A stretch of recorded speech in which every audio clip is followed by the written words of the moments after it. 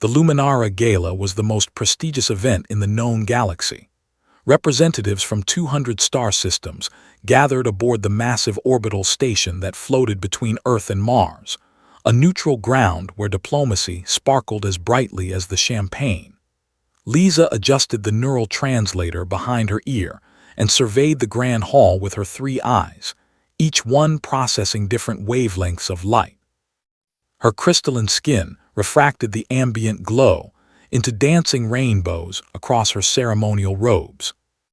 She was here as ambassador from Zeta Crystallis, a responsibility she bore with pride despite the weight of recent tragedy. Her mate had died in a transport accident 6 months ago, leaving her alone with their infant, Cree. The child was currently secured in a biostasis carrier on her back, sleeping peacefully in the environmental chamber that kept him comfortable. Lisa moved through the crowd, exchanging pleasantries with various dignitaries. The humans fascinated her most. They were so fragile, so brief in their lifespans, yet they had achieved interstellar travel through sheer determination and creativity. She found herself drawn to a quieter corner of the hall where the crowd thinned, seeking a moment of respite from the overwhelming sensory input. That's when she saw him. Alex stood near a tall window overlooking the curve of Earth below, gently bouncing a human infant in his arms. He wore a simple but elegant suit that seemed slightly rumpled, as if he'd dressed in a hurry. His dark hair was tousled, and there were tired circles under his eyes, but his smile was genuine as he cooed softly to the baby girl in his arms. What caught Lisa's attention wasn't just the man himself, but the way he held the child. There was such tenderness in his movements, such instinctive care. The baby began to fuss, and Alex immediately reached into a bag at his feet, pulling out a bottle. He tested the temperature on his wrist before offering it to the child, who latched on eagerly. Lisa found herself walking toward them, drawn by something she couldn't quite name. "Excuse me," she said, her translator converting her harmonic frequencies into English. "I hope I'm not intruding." Alex looked up, startled. His eyes widened slightly at the sight of her alien form, but then his expression softened into a warm smile. "Not at all. Just trying to keep Sophie happy while I pretend to understand galactic politics." Lisa's third eye focused on the baby, nodding the peaceful contentment on her tiny face as she fed. "You are doing well. She seems very content." "Thanks," Alex said, shifting Sophie slightly.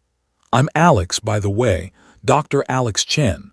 I'm here as part of Earth's medical research delegation, but honestly, I'm way out of my depth.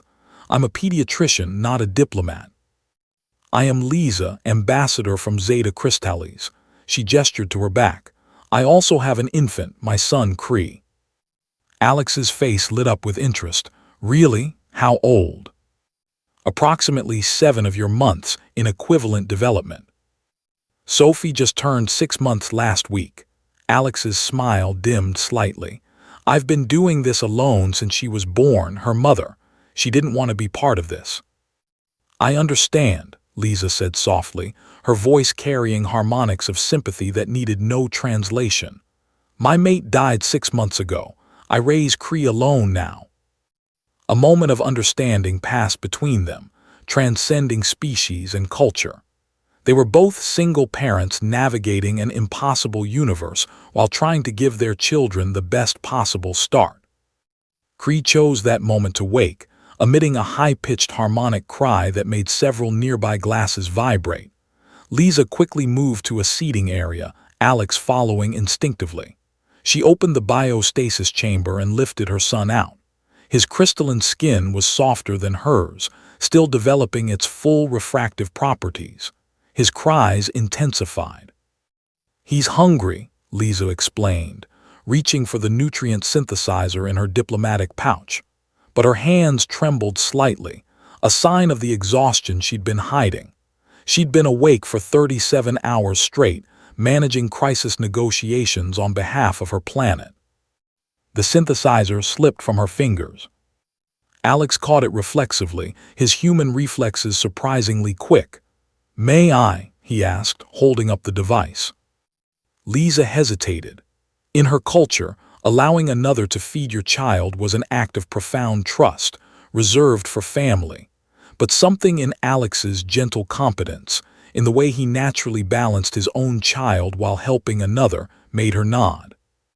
Alex studied the synthesizer for a moment, his medical training helping him decipher the alien interface. Within seconds, he'd activated it correctly. The device hummed and produced a crystalline bottle filled with luminescent nutrients. He handed it to Lisa, but she swayed slightly, her exhaustion overwhelming her.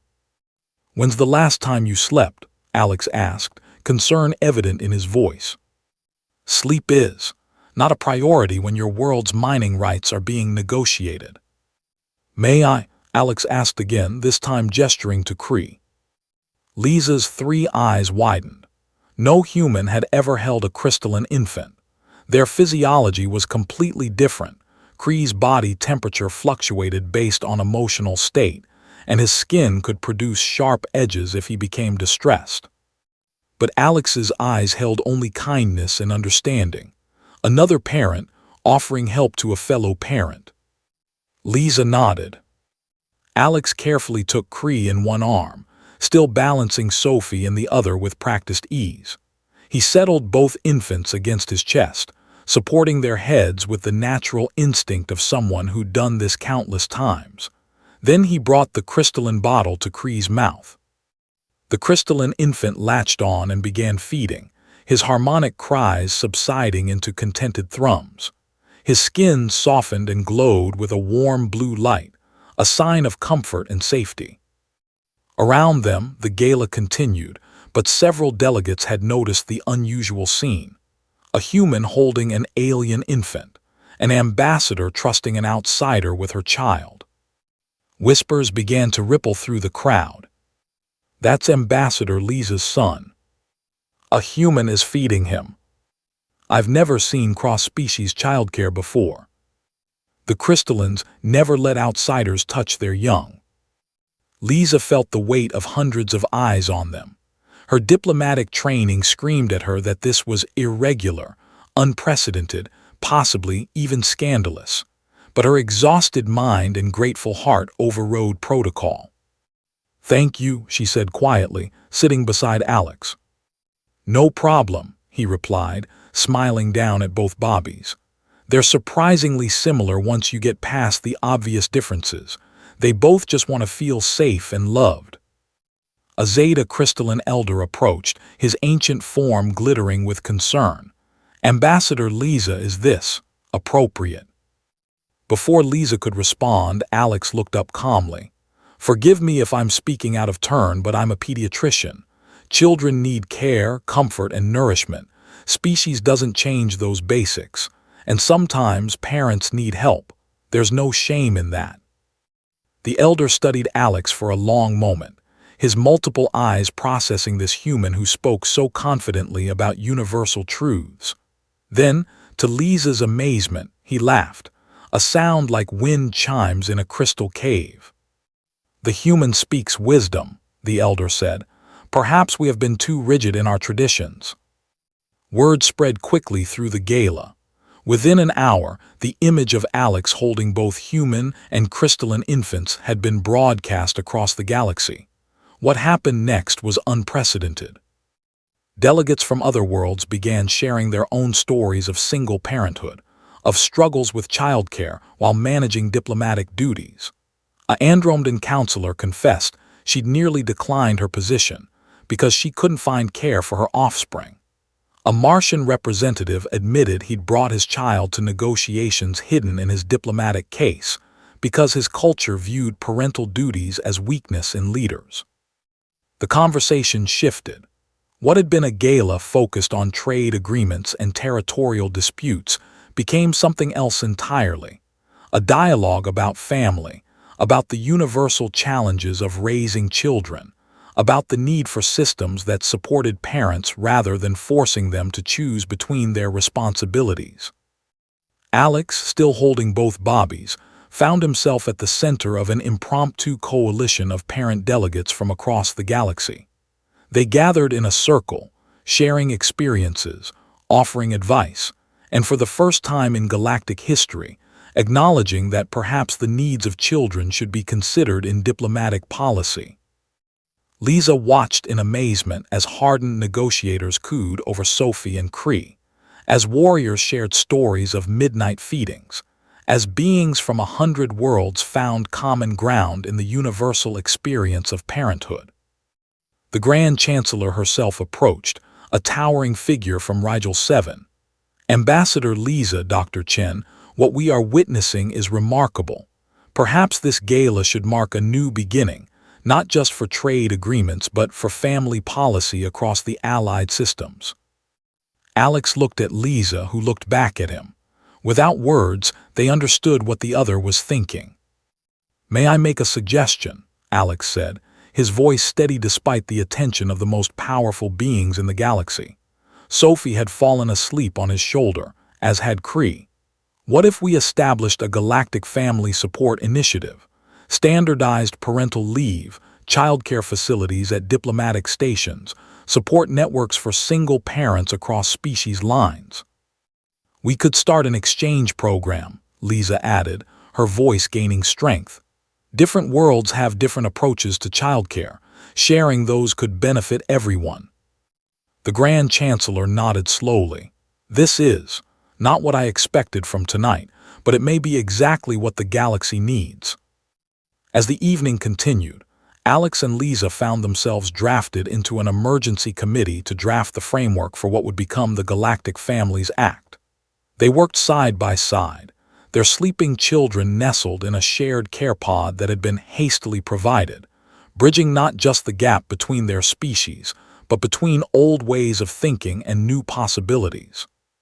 "You know," Alex said during a brief break, watching their children sleep peacefully together, "I came here tonight feeling completely out of place, like I didn't belong in this world of grand politics and galactic importance." "And now?" Lisa asked. "Now I think maybe the galaxy was missing something. Maybe we all were." He smiled at her. "Maybe what shakes entire galaxies isn't always the big dramatic moments. Sometimes it's just two parents doing their best and realizing they don't have to do it alone." Lisa's crystalline skin glowed with warm colors, her species equivalent of a blush. "On my world, we have a saying, a child raised by a village becomes a bridge between worlds. I think tonight, we built a village that spans galaxies." "To bridges," Alex said, raising an imaginary glass. "To bridges," Lisa agreed. When the gala ended in the early hours of the morning, the Galactic Families Act had been drafted and signed by representatives from every major system. But more than that, something fundamental had shifted in the way the galaxy viewed itself. The image of Alex holding those two bobbies, one human, one crystalline, became the symbol of a new era. As they prepared to leave, Alex turned to Lisa. "Would you? I mean, if you're ever on Earth or if I'm near your system, maybe we could." "Yes," Lisa said simply. "Sophie and Cree should know each other, and I would like to know you better as well." They exchanged contact information, their respective technologies adapting to make communication possible across the vast distance of space.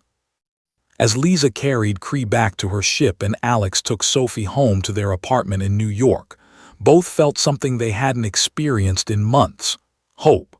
Not just for themselves, but for their children, for the galaxy they would inherit. One moment of kindness, one gesture of trust, one simple act of feeding a baby. That's all it took to shake an entire galaxy and remind everyone in it that, regardless of how many eyes they had or what element their skin was made of, they all shared the most important thing: love for their children and the hope for a better future. The stars continued their ancient dance, but below them, something new was being born. A galaxy learning that its greatest strength wasn't in its weapons or its treaties, but in its willingness to care for the most vulnerable among all its worlds. And it had all started with two tired parents and their hungry bobbies at a gala where neither quite belonged, until they did.